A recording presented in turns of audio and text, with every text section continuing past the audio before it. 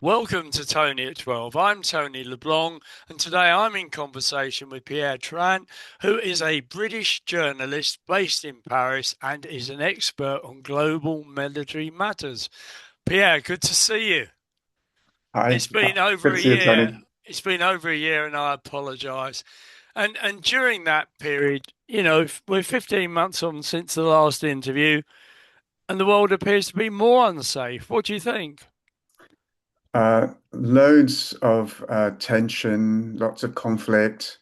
Yeah, um, there's much to be concerned about. And if you look at the Ukraine-Russian situation, that's nearly gone on for as long as World War II, hasn't it? Yeah, well, it's 4.5 years, so yeah, unless things change radically, looks like we'll be in this war this time next year. Who knows? Have we any idea of the number of casualties? Oh, I saw a figure recently. I mean, there was an estimate, particularly on the Russian side, very high number of, R Russian soldiers killed and wounded. Terrible, terrible figure. I mean, It- it- I can't remember the figure. I don't want to no, no, guess. no. But I mean, it was in the hundreds of thousands or something like Yeah. that, I Well, believe. also, sorry, just to say, very good reportage, BBC Radio 4 this morning. Hmm. Ukrainian recruiters going out and what looks like, forcibly getting Ukrainian civilians to sign up, or else, and they get beaten, apparently.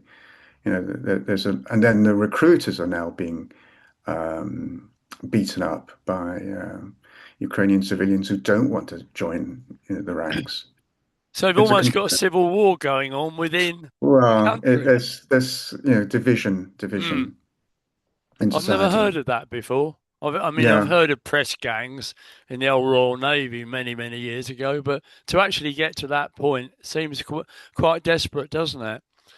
Looking at Putin, what are his ambitions, Pierre? Because, I understood with Stalin, he was trying to sort of infest the whole world with communism. Hitler was trying to infest the whole world with fascism. But what was Putin really up to? it's it looks like territorial. Yes, Ukraine, he clearly wants that. Yes, there is concern, in the region. It's a geopolitical play with the stress on geo. So perhaps Poland, but also the Baltics. There's serious concern in the three Baltic nations: Estonia, Latvia, Lithuania, and th there are these Russian nationals in communities up in the Baltics, and the theory is um, the line could be we're looking after the Russian nationals in these neighboring countries. And there's also another Russian enclave, isn't there, somewhere detached from Russia? Yes, absolutely. Yeah, yeah. There's little landmass, and then Hmm. just move out and secure them, and that would mean a move in the Baltics. I mean, can we understand his logic on Ukraine on the basis that prior to the loss of the Tsar, that it was part of Russia? Greater Russia, yeah. Yeah, Actually, funny enough, I mean, pure coincidence. I'm in a book club in Paris, and the present text we're reading is Anna Karenine by right. Tolstoy. And I've read it before, but I'm rereading, and it's fantastic, and it's just wonderful. It's a love story, but it's also a glimpse of, Tsarist Russia, Yeah. this vast, vast country. I mean, the Russians, we went there quite a few years ago, and we were greeted, and they were lovely people. And, they said to us, we were afraid you were going to bomb us in the 1960s and 70s. And we said, well, we thought you were going to bomb us. So the politicians had got it up to a maximum amount of fire. And, the poor old everyday person was just scared out of their wits for something that Mm. probably would never happen. Poland, I believe, was part of Russia at one stage, wasn't it? That was part of this great Tsarist nation. And So then, yeah, you can see created. Putin's logic on that, can you? If you go for, history, um, it becomes a very different world. Yeah. You know, the Tsarist empire, the Russian Empire. You look at, what was the then Austro-Hungarian Empire. Mm. Uh, yeah, The Habsburgs running absolutely. that lot, you know. And the trigger point for World War One, just killing an archduke who, well, whilst he shouldn't have been killed, was a fairly insignificant person to actually trigger that war. And then it was by treaty after that. And of Yeah. course, in those days, the point, well, one of the points, again, in history was the ruling families, the royal families, all related. It was the cousin, Yeah. saying there's no way, simply not feasible, that Germany would declare war on Britain or, go to war because they're cousins. Yes. And of course, you Um, had the same effect with the Russians, didn't you? yeah, yeah. George V and Nicholas were They're just, yeah. related to one another from that point of view. So Putin is going to find it very difficult, I would have thought, if he's losing all these soldiers, having to import people from North Korea. You know, sooner or later he's going to run out of military, isn't he? Also recruiting in Africa, looking for troops, looking for resources, turning to North Korea for weapons, munitions, getting drones from Iran, looking for help wherever he can get it, looking for help from China, you know. But the theme seems to be the loss of life, of Russian soldiers and hardship in Russian society, shortages and rising prices in Russia don't seem to be major concern. It doesn't matter. Um, got to keep going on. Got to, secure Ukraine. At whatever cost. Yeah, Mm, so far. yeah. Let's move on to Iran. So, I mean, that's seemed to have been a typical American exercise. Going, give them a zonk, but we haven't got an exit strategy. Right. It's very strange, yeah, it's got worse. There's supposed to be a ceasefire in place, but there are strikes. Sorry, excuse me. The missile strikes, drone strikes. The countries around the Gulf are being struck. Another American service personnel was killed. That plus the two over the weekend. Um, yeah, there's there is concern that it could, get worse if that's conceivable. But the problem with Iran has been that they've had all of these proxies acting for them in the Middle East. Hezbollah, Hamas, the Houthi, what are the bunch, the pirates? well, there's the Houthi Yeah, down in Yemen, yeah. working out of Sana'a in Yemen. Yeah, and then you have the widening of the conflicts with the Israeli forces going to southern Lebanon, trying to secure that territory, driving Lebanese out of their homes, villages, trying to root out the Hezbollah. Um, it's a widening conflict.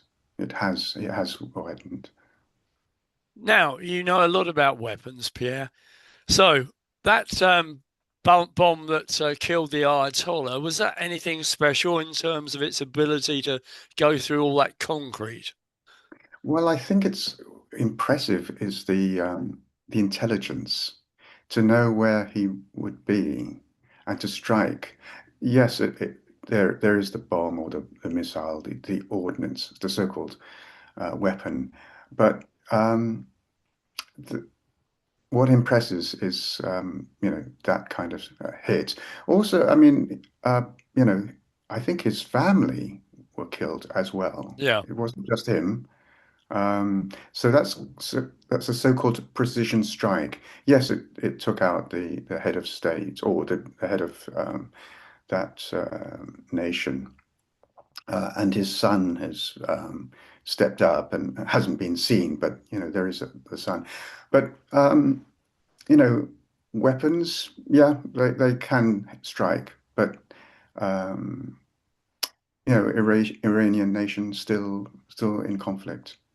So, have the Americans got a weapon that could wipe out the uranium enrichment process that is really the key to the whole thing, isn't it? Well, apparently, a year ago, there was that, again, so-called precision strike with the Israeli Air Force in support, hitting these nuclear weapons or the centers. Yeah. That was a year ago, and at that time, it was considered to be game over. A year later, not over.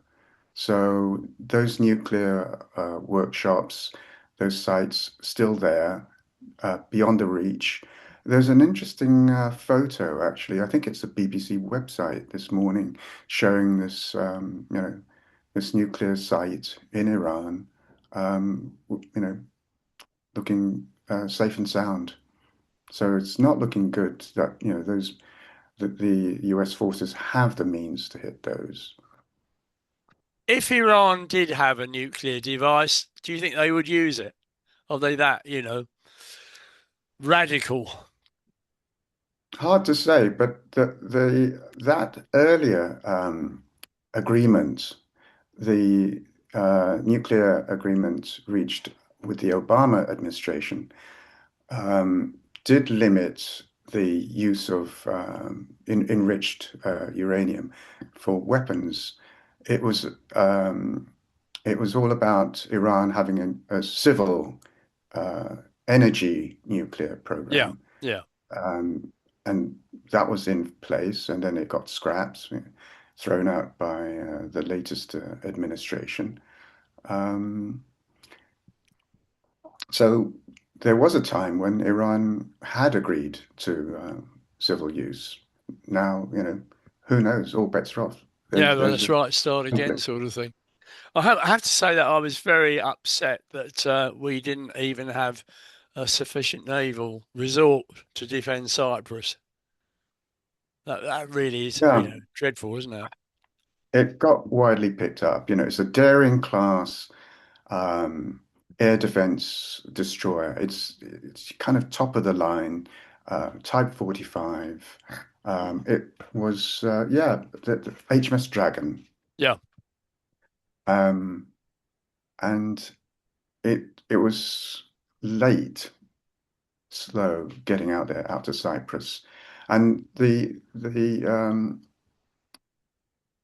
official response was Britain could send other systems, so, anti-drone kit or whatever. There are fighters being sent out there or out there already.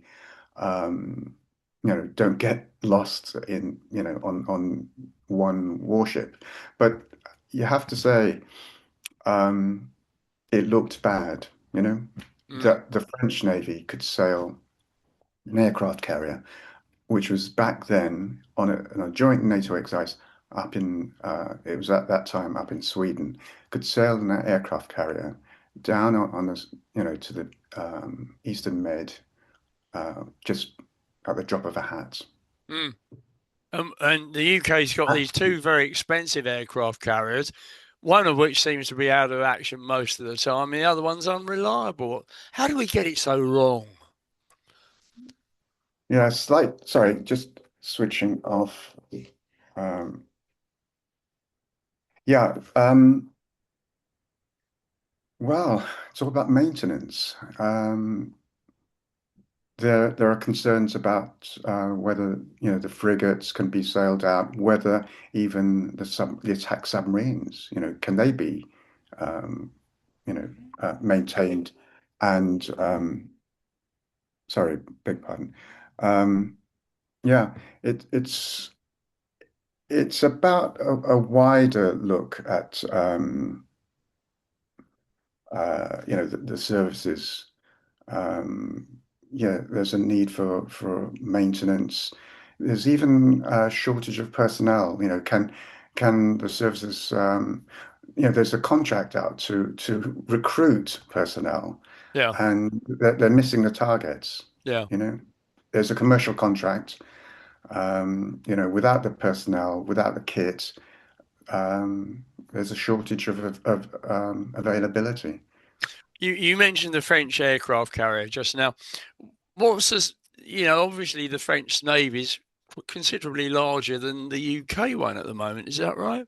Well, so it's got one aircraft carrier, Yeah. Okay. two, but the funny thing there is that is a working carrier, it's operational. And the other sort of the very French, proud point they make is that along with the US Navy, they're the only two navies that have nuclear, in the Allies, nuclear Yeah. powered carriers. Yeah. They've got the French have got their helicopter carriers, but again, that the point they make is they're operational. They're working. They sell them out. Yeah, and then they have their frigates. Um, you know, with the French forces are also under very tight budgets. They they originally wanted, I think, 18 frigates. They couldn't get those. They took a smaller number, and two of those, I think it's 12 um, of these frontline, first line frigates. Two of those are specialized air defense frigates. But they had to trim back the original target. How do you see the future of NATO if the Americans withdraw? That's the end of it, isn't it? Well, that's all part of Europe trying to strengthen their capabilities and recruiting. There's this move towards uh, national conscription, Yeah. in France, voluntary conscription, but reaching out to the young people. Same for Germany. There's conscription in the Baltics. Yeah, trying to increase the size of the forces. Um, yeah, so US, in kind of as a sign of disapproval, reducing the number of troops in NATO. There's a big American base in Germany, Yeah. Ramstein, and they're reducing the staffing there. Uh, we'll see. NATO will evolve. And Europe is trying to strengthen its capabilities, trying to get a European command and control center, which they tried to launch that some time ago. And when the UK was part of EU, it said no, we don't want that because it's all about NATO back Mm. then. Yeah. The actual members' contributions are pretty pitiful. I mean, the only country that appears to be taking it seriously is Poland with 4.84%, UK a mere 2.40, and Spain 2%, even though they won the World Cup here. Well, I think yeah, after last night, Could see no, an 1-0. improvement. Yeah, what you find generally in World Cup results is the popularity of the government rises. You Yeah. get this, the sort of the knock-on effect, and there's a kind of blip up in the domestic economy, a bit of activity, and given that there are some severe domestic political pressures on this, on the present prime minister and his wife, there are some severe tensions. This football victory is definitely good news for the government. No, the other thing is that I think Spanish defense spending was actually 1.3% Yeah, that's what last I heard. year. Yeah, yeah. Yeah, and their target says yes, they'll hit 2%, but that's it. They don't want to go further. But if you're going to be in a club, your subscription should all be the same based on GDP or population or whatever, shouldn't it, really? The Seems the very approach is arbitrary. different. That 2.5% target was adopted by NATO some time ago. Um, yeah, so then along came Ukraine, the war, the invasion of Ukraine, and that gave it sort of added urgency. But governments come and go.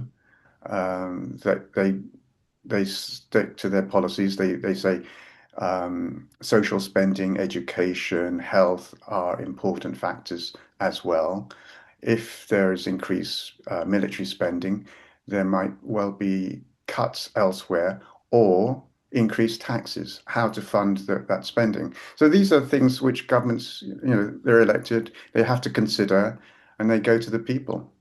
Um, it's a tough one, Yeah, yeah, finding that money and justifying it. There's a new prime minister going through the door in the UK this morning. yes, that's right. He inherits a shortfall, a budgetary shortfall. He inherits a target of spending from the outgoing prime minister. But how to get there, how to raise that money will be something that the new Prime Minister has to find. Well, and whom he appoints for Chancellor of the Exchequer, how that money will be found, His Majesty's Treasury. But the thing is that the British taxpayer is paying record amounts of tax, in terms of percentage of income. Sooner or later, the pips are squeaking not on the rich, but on everyone. There is there's discussion about whom to tax, Yeah. what level of taxation. Mm. There is a headline a while ago that's the very wealthy are leaving London, for Yeah. instance. These are the people who own vast properties which are empty and drive up property prices in London, and they'll leave if there were higher taxation, or they've left. Yeah. Yeah. Well, that's a public opinion thing. That is what politics is about, weighing up, you know, what is the price, uh, the political, economic, social price of spending, and NHS untouchable, Yeah. maybe. And then you get stories coming out with an American company which is winning contracts in the NHS, whether those contracts should be cancelled. Whoever heard of that? But that's the discussion. That's what democracy is about, because there are concerns. It's this software company has defense programs. It's a supplier, Yeah. but it also does civil contracts. But there's concern. Well, we'll have to wait and see on that one. Let's have a look at the United Nations. Pretty toothless organisation these days, in my view. Um, should the UK still be on the Security Council as a permanent member? That's big concern. So there are five permanent members of the Security Council. Everyone wants to get there. There are also rotating memberships. There Yeah. are other countries rotate, and they sit in, of course, and they vote on the Security Council. But the top five, no change. US, China, Russia, France, UK, top five. And they've got the veto.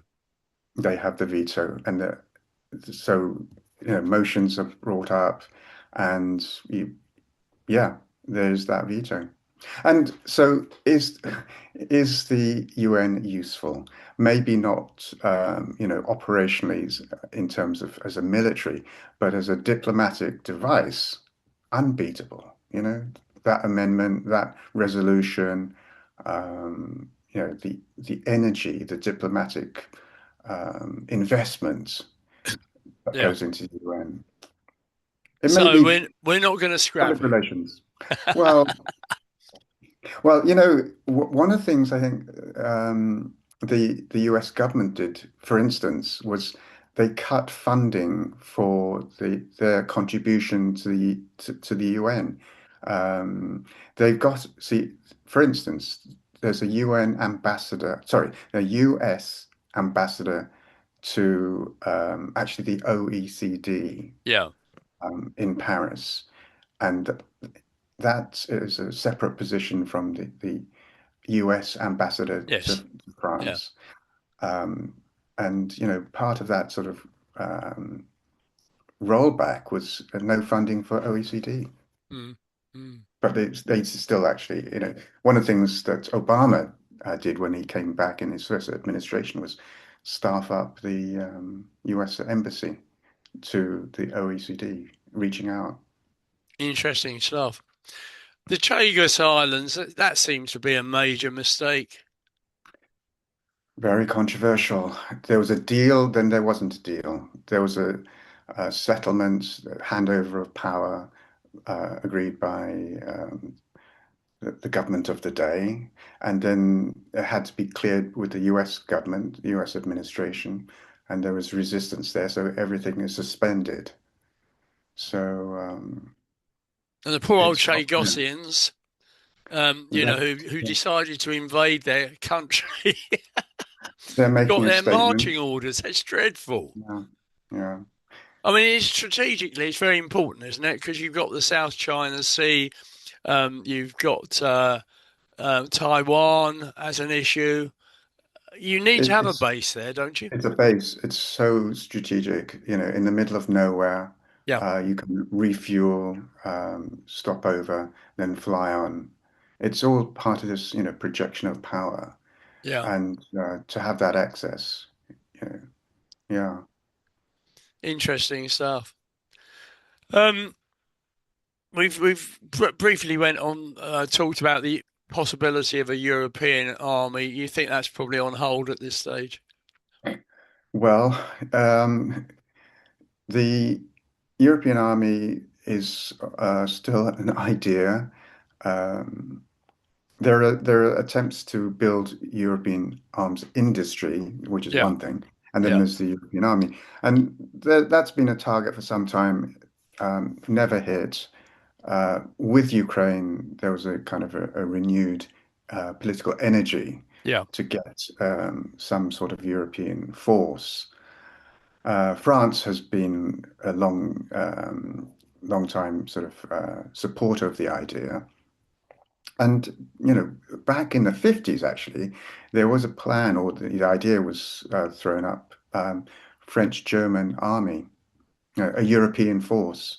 yeah, Didn't get anywhere, but yeah, at the moment, Germany is increasing arms spending.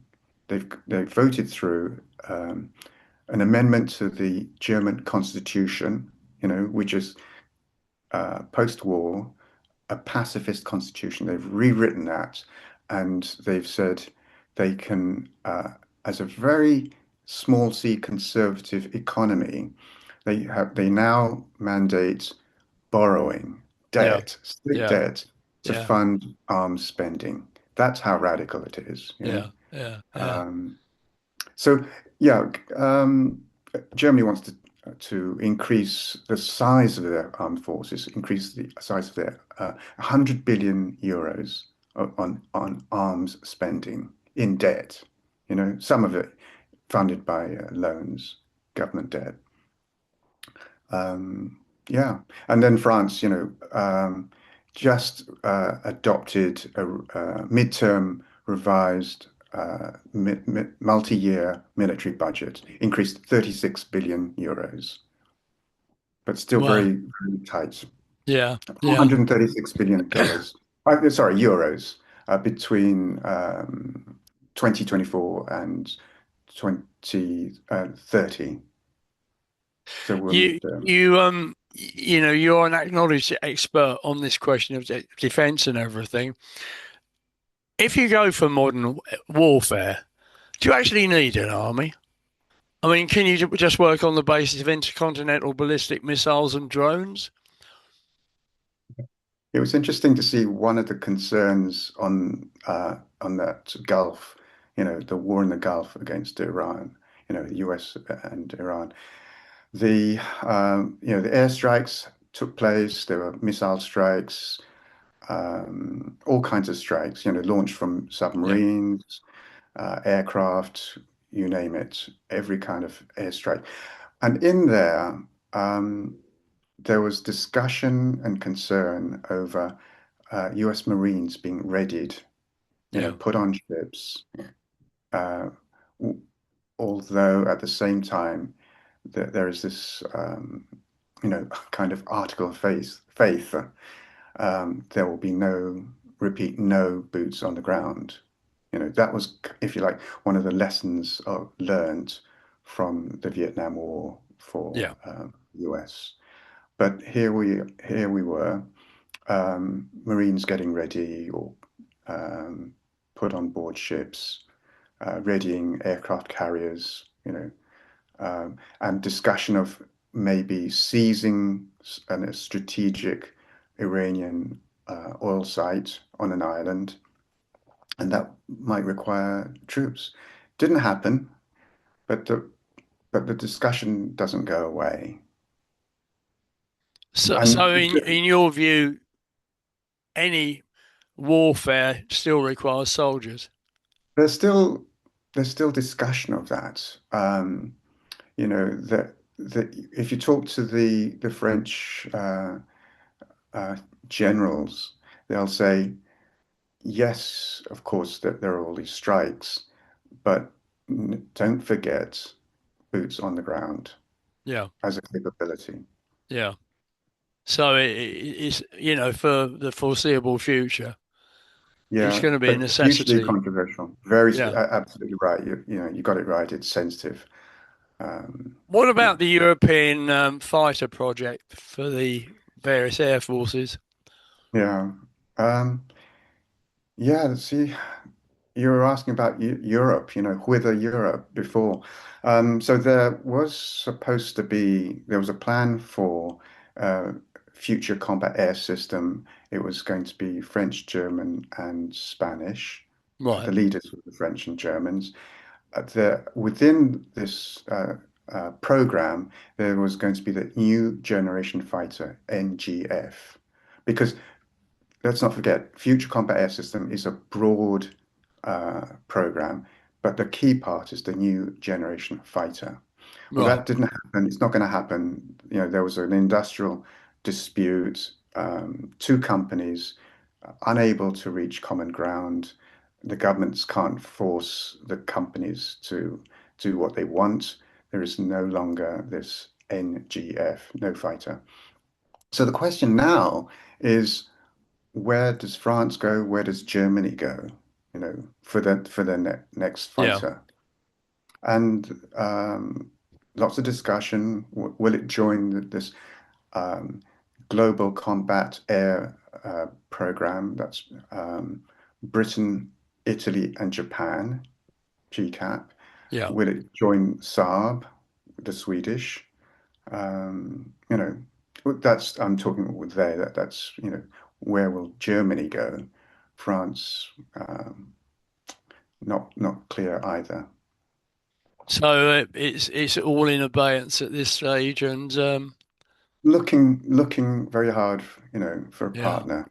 yeah, What kind yeah. of partner? It's funny, isn't it? Really, because I mean, military aviation obviously a problem at the moment, and yet they're knocking out Airbus commercial airliners. Absolutely. Everyone's involved. We're still making the wings for most of them. Yes, absolutely. And, And in a lot of yeah, instances, the engines. And, you can cooperate and make it work, can't you? it can be done. Can be tricky. Yeah, Airbus, it is a commercial success story. Britain, or yeah, was an equity partner in Airbus, Yeah. withdrew. It's a contractor, if you like. Yes, it is, but Yeah. it's not it's not an owner. It withdrew as a joint ownership. It opted out. So Strange. Why a would you decision do that? there. Um, you know, it was in there, and they took the money and ran. Yeah. Europe, no, it's not a. See, Airbus was considered one of the big European projects. You know, when it was a subsidiary, the largest single, it's 80% of what was then called the EADS, European Air, Aeronautic Defense Systems. Yeah. Keyword, first word, European.